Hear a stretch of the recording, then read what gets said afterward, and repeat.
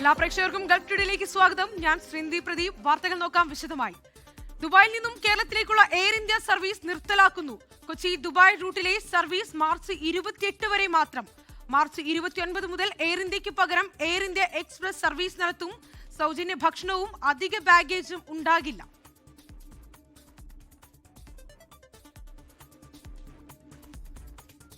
വിവരങ്ങളുമായി മുഹമ്മദ് റഹീസ് കൂടി ചേരുന്നുണ്ട്. റഹീസ്, ഇപ്പോഴിതാ എല്ലാ സർവീസും നിർത്തലാക്കുന്നു എന്ന കാര്യമാണ് പുറത്തു വരുന്നത്. അതോടൊപ്പം തന്നെ എയർ ഇന്ത്യക്ക് പകരം എയർ എക്സ്പ്രസ് ആണ് സർവീസ് നടത്തുക എന്ന കാര്യം കൂടി പുറത്തു വരുന്നു. വിവരങ്ങൾ എങ്ങനെ? ശ്രീജിത്ത്, നേരത്തെ തന്നെ പലതവണ കേരളത്തിലേക്കുള്ള സർവീസ് റദ്ദാക്കാൻ അല്ലെങ്കിൽ നിർത്തലാക്കാൻ ഒക്കെയും ഇത്തരത്തിൽ എയർ ഇന്ത്യ ശ്രമിച്ചിരുന്നു. അപ്പോഴൊക്കെയും ഇടപെടലുകൾ ഉണ്ടായി. അതിനുശേഷം ഈ സർവീസുകളൊക്കെയും പുനഃസ്ഥാപിക്കുന്ന സ്ഥിതി ഉണ്ടായി. എന്നാൽ ഇപ്പോൾ ഔദ്യോഗികമായിട്ടുള്ള ഒരു തീരുമാനത്തിലേക്ക് കാര്യങ്ങൾ എത്തുന്നു. മാർച്ച് 28 വരെ മാത്രമാകും എയർ ഇന്ത്യ സർവീസുകൾ കേരളത്തിലേക്ക് ഉണ്ടാവുക. കൊച്ചിയിലേക്ക് നിലവിൽ ഒരൊറ്റ സർവീസ് മാത്രമാണ് ദുബായിൽ നിന്നും ഉള്ളത്. ആ സർവീസ് മാർച്ച് 28 നിർത്തലാക്കുന്നു. 29 മുതൽ എയർ ഇന്ത്യ എക്സ്പ്രസ് ആയിരിക്കും സർവീസ് നടത്തുക എന്നാണ് പറയുന്നത്. അപ്പോൾ അങ്ങനെ വരുമ്പോഴേക്കും കാര്യമായി കേരളത്തിൽ നിന്നുള്ള യാത്രക്കാരെ ഇത് ബാധിക്കാറുണ്ട്. കാരണം ഈ എയർ ഇന്ത്യ ഒരു പ്രീമിയം സർവീസ് ആണ്. സ്വാഭാവികമായിട്ടും ഈ ബിസിനസ്സുകാരും ഒപ്പം തന്നെ കേരളത്തിൽ നിന്ന് പ്രധാനപ്പെട്ട ആളുകൾ പലരും ഉപയോഗിക്കുന്ന ഒരു വിമാനം ആണ് ഈ എയർ ഇന്ത്യ.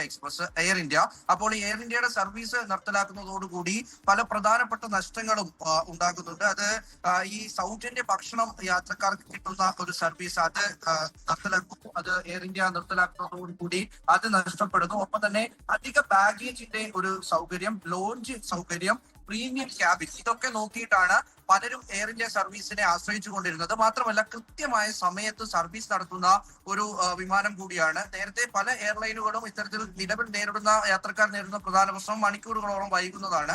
അത്തരത്തിൽ മണിക്കൂറുകളോളം വൈകാറുള്ള ഒരു എയർലൈനാണ് ഈ എയർ ഇന്ത്യ എക്സ്പ്രസ്. അപ്പോൾ അതിലേക്ക് കാര്യങ്ങൾ മാറുമ്പോഴേക്കും യാത്രക്കാർ ഈ ഒരു സമയത്തിൽ അവർക്ക് കാര്യമായിട്ടുള്ള പ്രശ്നമുണ്ടാകും. ഒപ്പം തന്നെ ഇത്തരത്തിലുള്ള സൗകര്യങ്ങൾ മാറ്റം വരും.